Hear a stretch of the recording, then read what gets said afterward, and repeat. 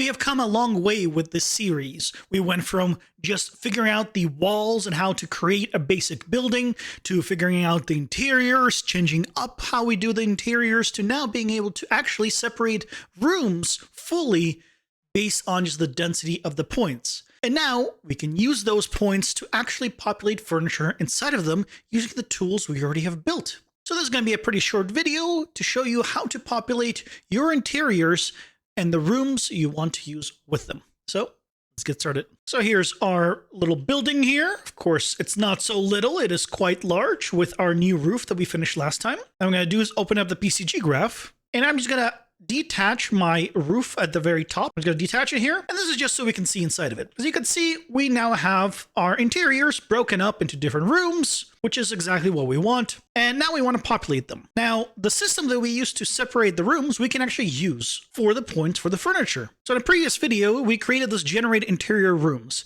and this allows us to create different separations, specify how many floors there are, which we have piped in directly, and specify how much we want each room to grow or shrink and how many rooms effectively there are. This allows us to break things up, and it effectively divides things and outputs different densities based on this. So for example, if I come out of here and I grab myself a density filter, and let's say I'll filter between 0 and 0.4. And you can see right here, we're seeing the points right in this room.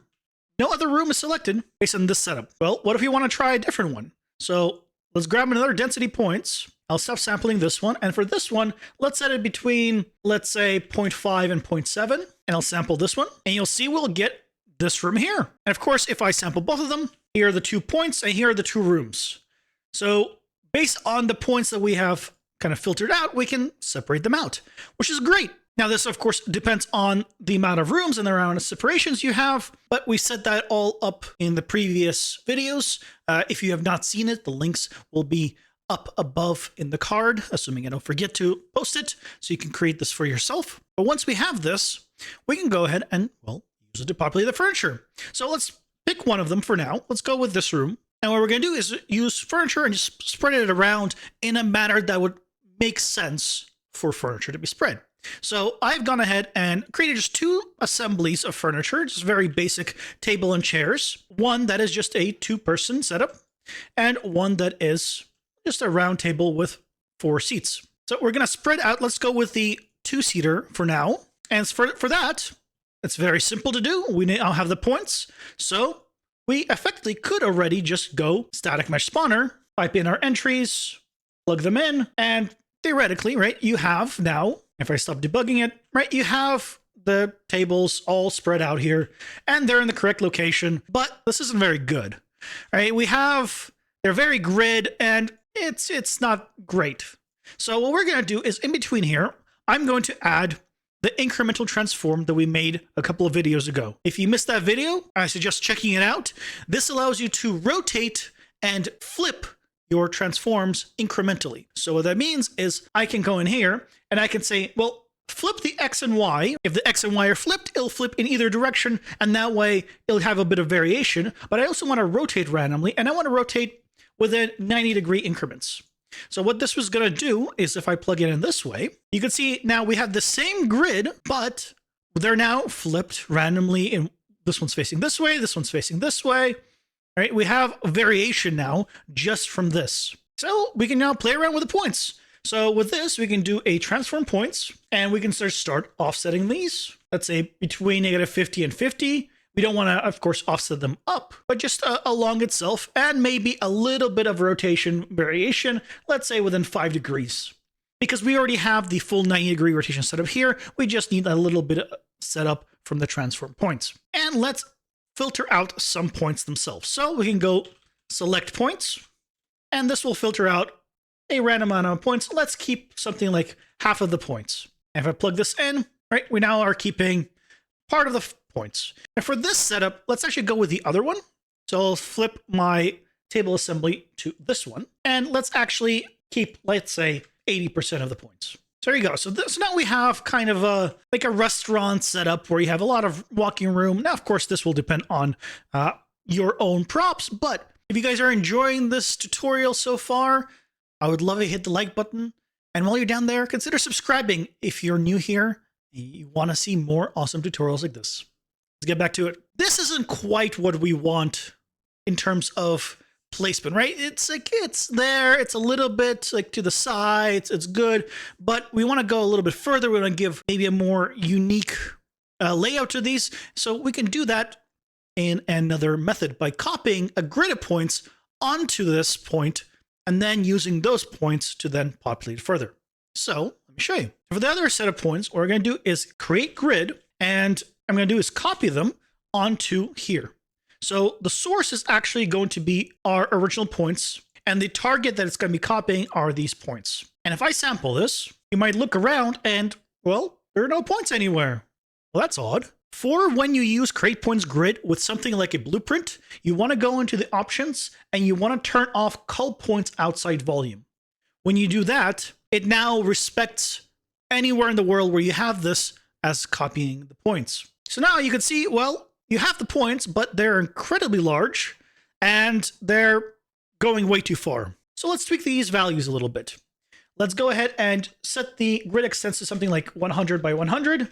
And let's set the grid cell size to something like 50 by 50.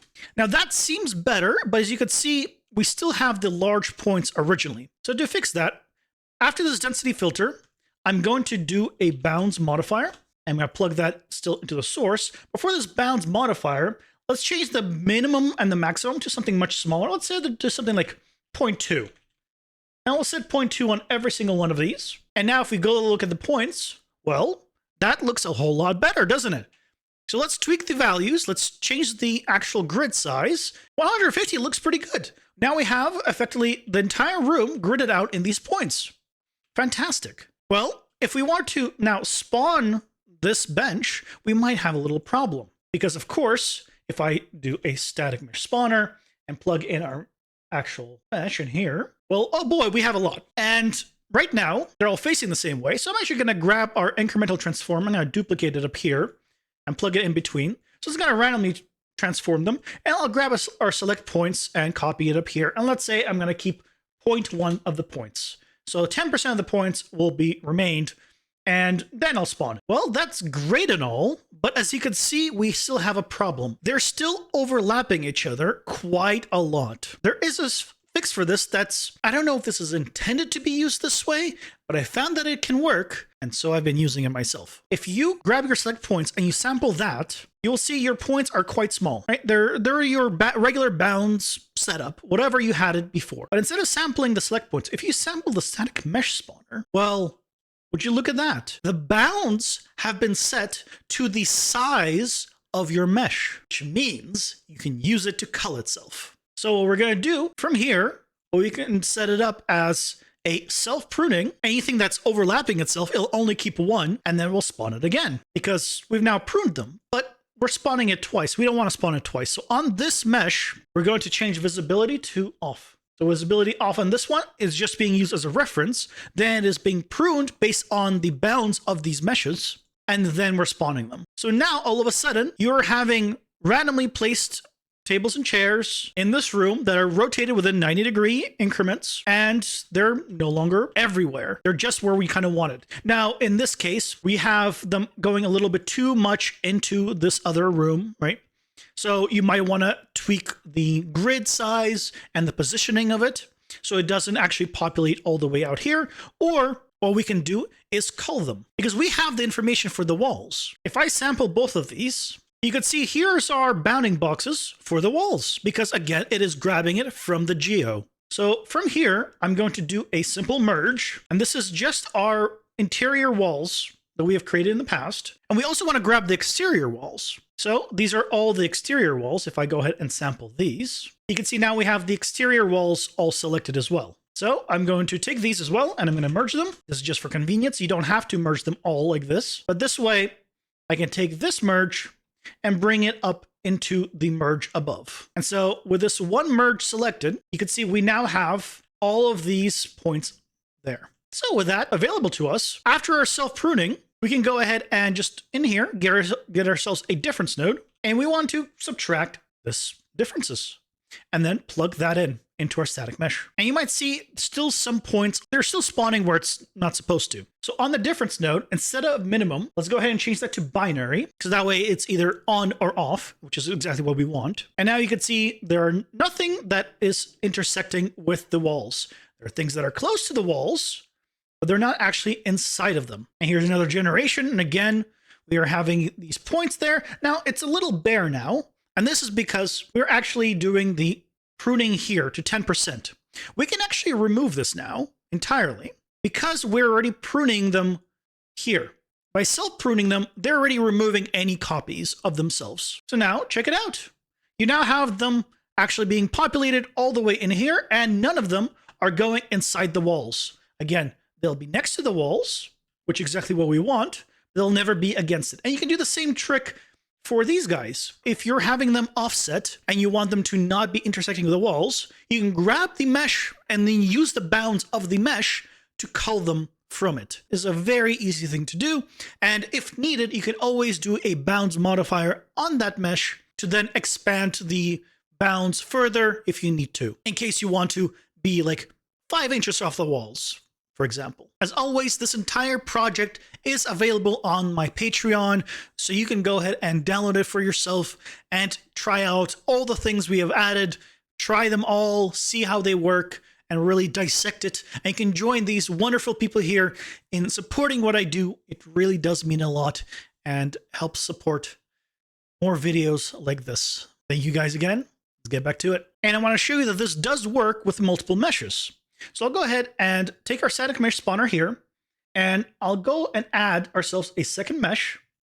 And for the second one, we'll use the round tables, actually. There's our round tables and our regular ones in index 0. And we'll do the same thing for this guy. Add the mesh entry and plug them in. Now they're using the same seed.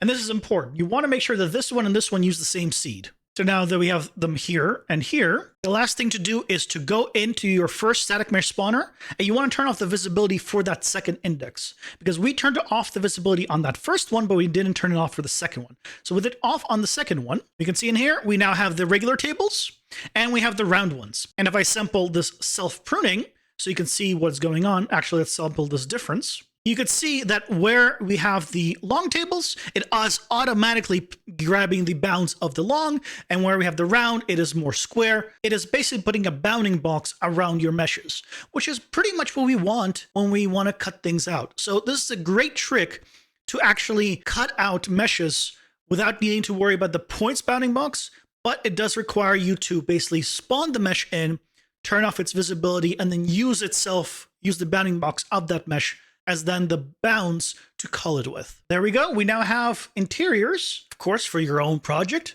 You can populate them with whatever you want. Depending on your needs, you might want to use the grid method. You might want to do the just regular points.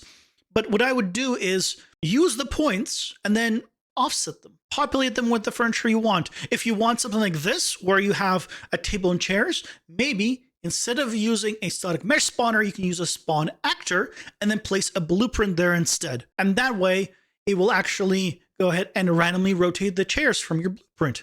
Or you can, of course, create a blueprint graph for your table and chairs. Or, of course, you could set up a PCG graph for your table and chairs and then use this graph to populate it with. You have a lot of control. Now that it's all separated out, really, it's up to you to use it to your heart's content. And of course, with the setup, every single floor is unique, but wherever they have this room, it'll be there. All the furniture will be there on every single floor, no matter how large your building is. So I hope you guys have enjoyed this series. And if maybe you missed the video where we go over how to create the incremental transform that you can use anywhere in PCG at all, not just for the buildings, check out this video right here and learn how to create it for yourself.